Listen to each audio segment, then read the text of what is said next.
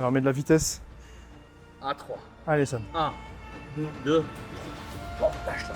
Allez, facile. Faut dire que ça vole là. Et 2. Je, Facile là. 3. je, Allez, Sam. 4. je, Allez, 5. je. La dernière.